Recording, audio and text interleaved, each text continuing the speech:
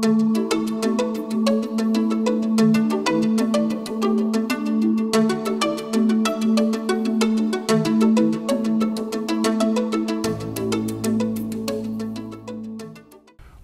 to the Transportation Cafe, a regular show focused on Santa Cruz County Regional Transportation Commission projects and programs.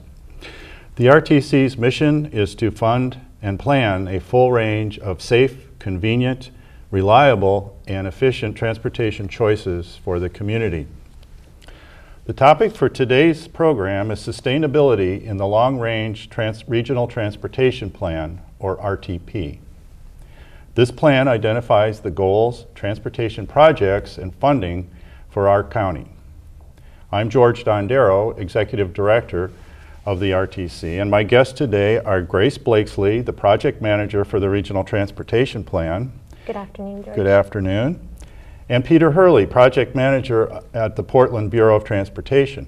Hi, George. Hi, Peter. Mr. Hurley is also with the North American Sustainable Transportation Council, which is the organization developing the Sustainable Transportation Analysis and Rating System, which we affectionately call STARS. So let's get started, Grace. Why are we developing a long-range transportation plan for Santa Cruz County? Well, planning for a transportation system requires advanced thinking. You can imagine there are multiple components to our system: the vehicle network, the bicycle network, the pedestrian network, the transit network, and we serve many people, and putting all those pieces together requires advanced thinking. You'd think that planning for these types of decisions in your own life are also similar. For example, if you were planning on pursuing a higher education degree, you would need to think about finishing high school, identifying a school, how are you going to fund it, and transportation planning also has many complexities. Particularly in our community, when we have specific goals in mind, we want to make sure that the decisions we're making and the steps we identify reach those goals. But the transportation network does not exist separate and apart from other aspects of the community, for example, housing or land use. That's a very good point. When you think about a transportation system, you can also think about the adjacent uses, whether they be businesses or housing, and the people who live and function in those environments. And that involves making work trips, going to the store. And so you need to think about how the housing choice that you make could affect what transportation system you use. And all of those considerations need to be made when thinking about how transportation plans should look.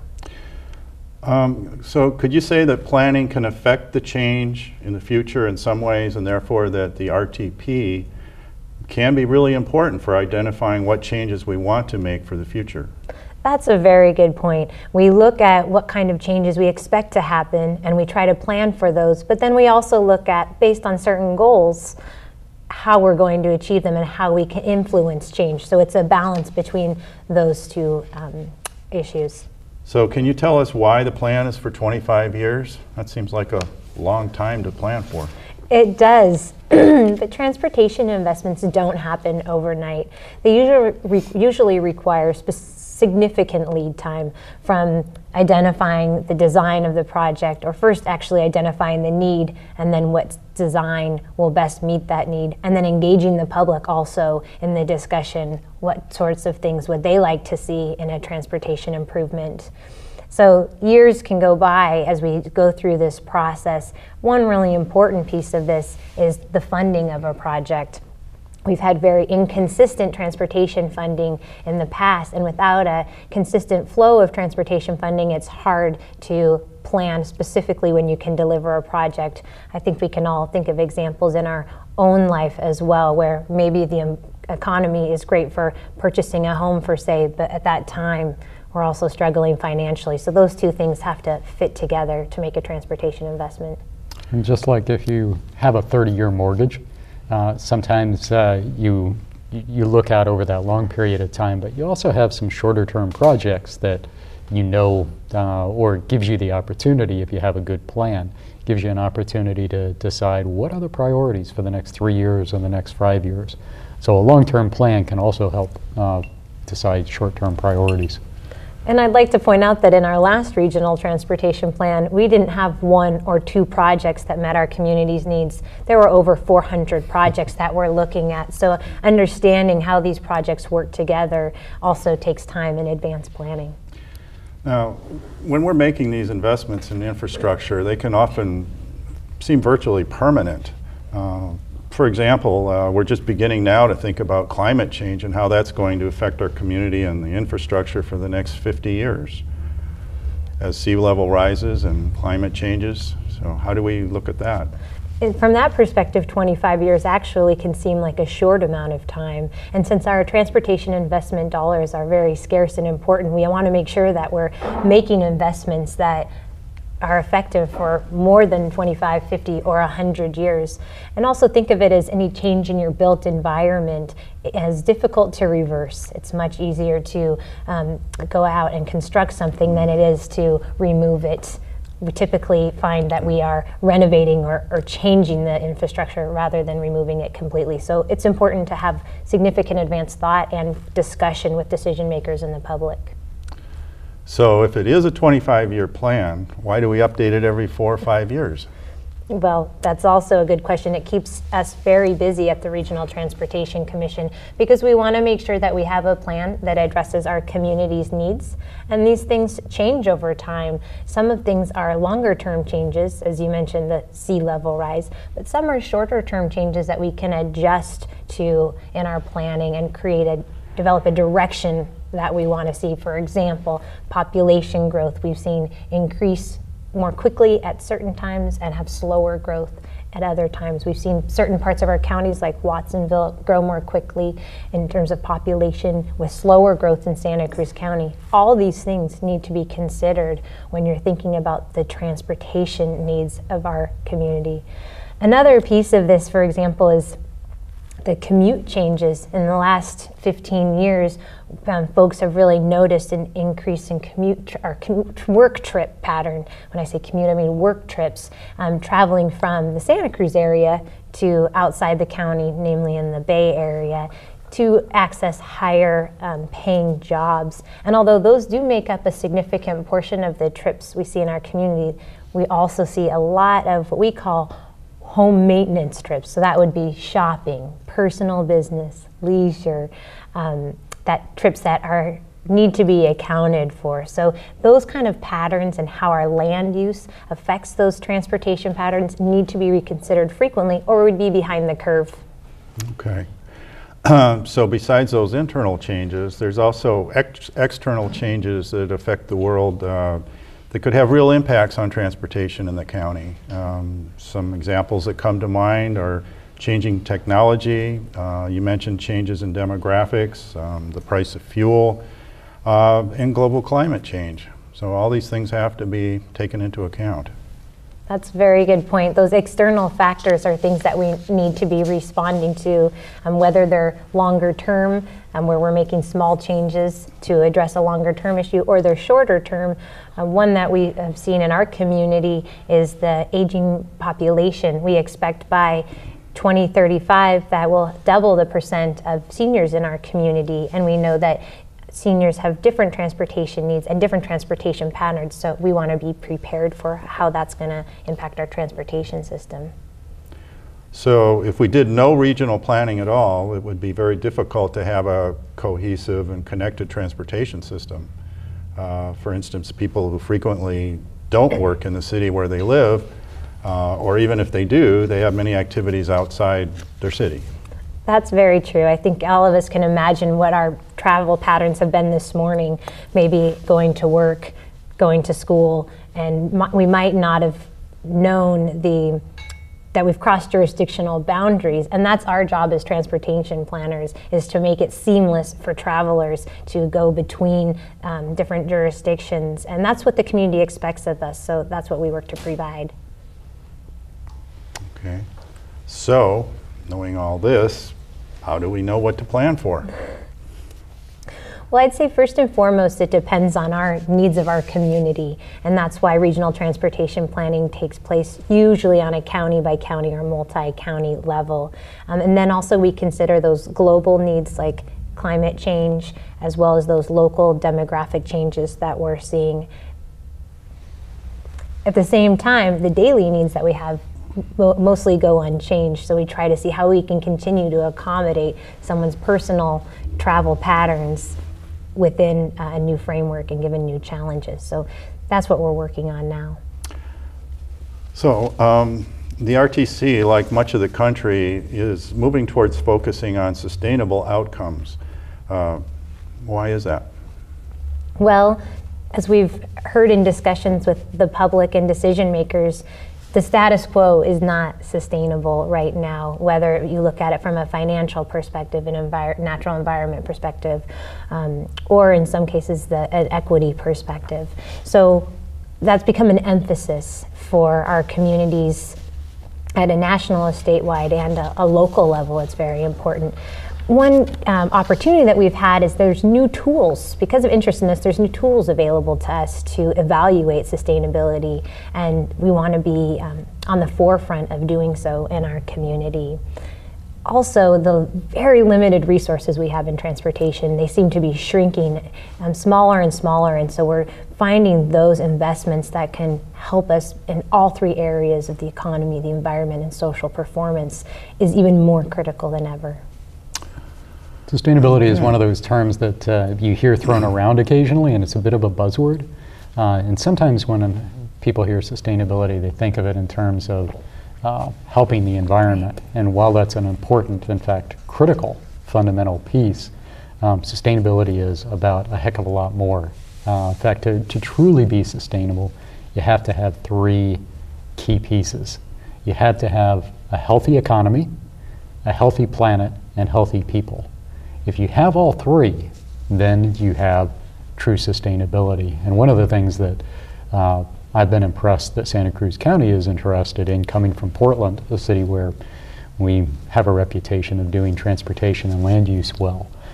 Santa Cruz is really leading on taking a look at how do you integrate healthy people, healthy planet, and healthy economy into an effective transportation system. So, Peter, why did you become interested in sustainable transportation? You know, it's a combination of things. Partly it's my personal values. Partly it's the work that I've done over the years. I've been fortunate in that I have a background in finance and economics. Started off, you know, in the working with numbers, and found that very interesting. But over time, ended up learning more about human services and some of the impacts that transportation can have on people. I remember one time hearing about a janitor who was working in a suburban business park and couldn't afford to own a car, and he was trying to get to work at 6 o'clock and would get off work at 2 a.m. Well, if you don't own a car and you're trying to get to a suburban area from an urban area, it's really, really tough. He would often sometimes have to wait until 5 or 6 a.m. to catch the next bus back. And that's just, you know, it's not fair, it's not right. And when I began hearing about that, I began thinking about, well, how do we create a transportation and land use system which is good for people, good for the economy, good for the planet? I also have a mother who is who's getting older. Grace was talking about how, as a whole, our communities are aging, and she's getting to the point where she won't be able to drive, and I don't think she wants to, and I certainly don't want her out on the road when her skills are failing her. And I want to make certain that we have in our communities good choices, whether you're 12 years old or 88 years old, that people have choices so that they can meet their daily needs. Very good. And an important piece of that we think about when we're talking about sustainability and transportation is the land use and transportation connection. So having opportunities for people to live in areas where there's access to goods and services, whether you're a senior or you're a young person or someone who might not otherwise have regular access to a vehicle, is especially important, but then also for the population which would like better and more choices in their transportation system. So a part of the sustainability effort is linking those two things together and measuring the benefits of that. So one of the tools to develop those choices that you've been involved with, Peter, and you, Grace, also, is the Sustainable Transportation Analysis and Rating System, or we call it STARS. So can you tell us more about that? You bet. We were talking a couple of moments ago about the importance of recognizing that you need a healthy planet, healthy people, and a healthy economy in order to have true sustainability. And we've been working in Portland with Santa Cruz and with other communities to develop a framework where you can say, what are the outcomes that we want for healthy economy, healthy planet, healthy people? And then look at what are the transportation projects and programs that will get us there in the future.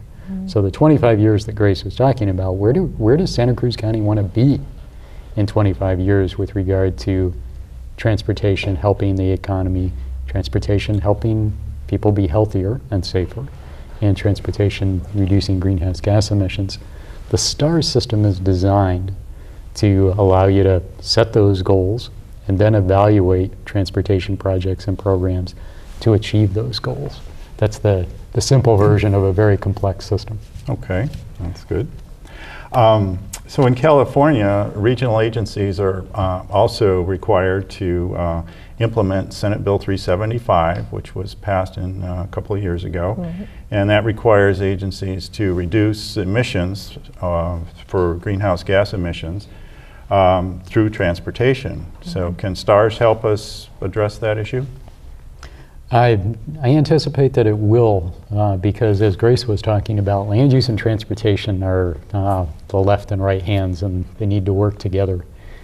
Senate Bill 375 identifies a lot of the land use components, housing and other land use pieces. STARS is designed to bring that transportation perspective into consideration with Senate Bill 375. STARS also, as part of the evaluation, will help you look at how does a project potentially reduce greenhouse gas emissions? How might it give people more and better choices in how to get around? Are people going to use it? So it's not enough to just build a bike lane or build a bicycle facility. You have to build something that people will use because they feel it's safe and convenient and it goes where they want to go. STARS helps you identify all of those components, so when you do create a project that gives people more and better choices and reduces emissions, it actually gets used.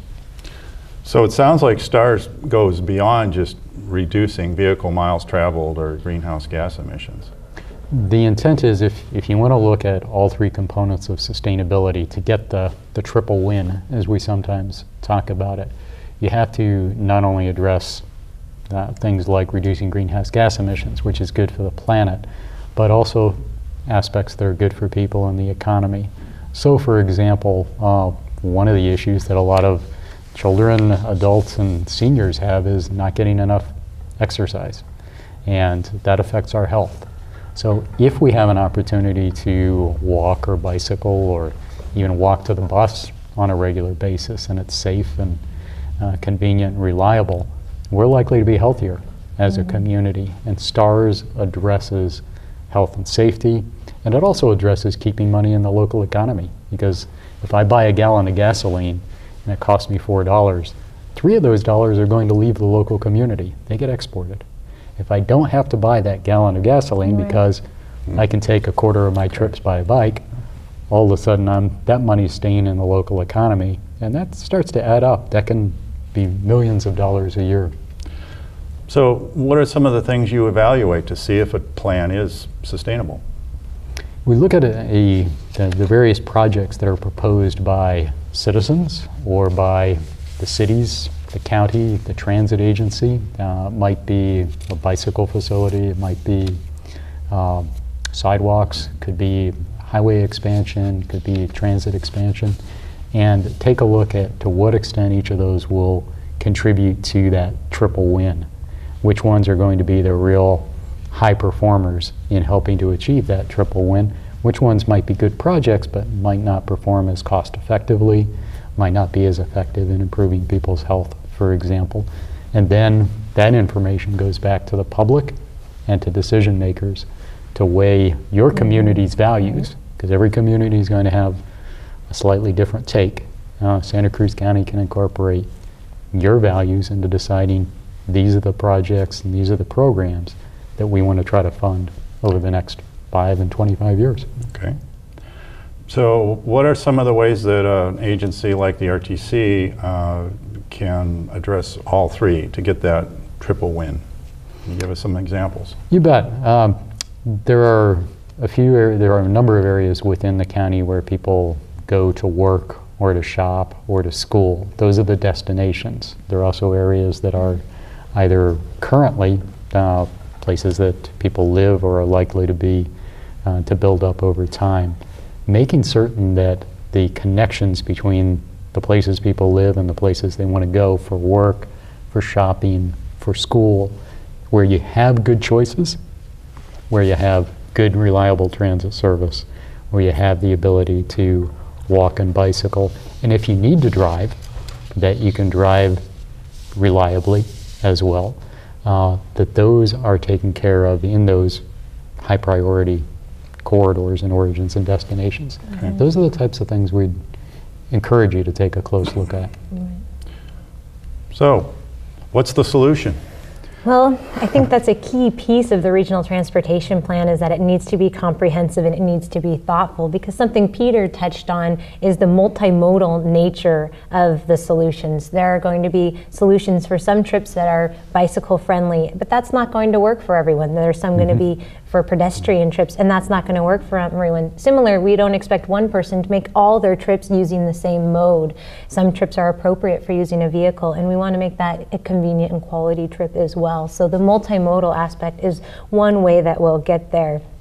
And to help us in our decision-making process, we really need to be thinking about the trade-offs and being able to communicate that to the public. So there's no one easy solution, and we'll be working through the community dialogue and analysis to figure out how we can best achieve our goals using a variety of strategies, multimodal, technological, and otherwise. One of the things we talk about in Oregon is there is no silver bullet in transportation. Like light rail is not a silver bullet.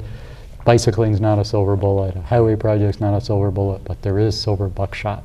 The idea that if you do a variety of really good projects and give people good choices, that you'll end up with a system that's much more effective. So it sounds like thinking about a sustainable transportation plan from the perspective of the environment, the economy, and society might help us move the discussion revolving around transportation in our community from one just about modes of transportation to one more about the outcomes, as you discussed earlier, and what we want for our community overall. Ultimately, transportation isn't about, you don't do transportation just for the heck of it, for the most part. Usually do it because you want to go see a friend, you want to get to work, you want to be able to get your groceries. Transportation is a means to an end. And if transportation is really effective, it is serving all those basic needs: health and safety, equity, the economy, the environment, and those are, that's the real focus, more than the individual modes. Okay. So we're getting close to the end of our show. So Grace, could you tell us why the public would be interested in the development of the regional transportation plan? Public involvement is critical to setting goals and a vision for our community.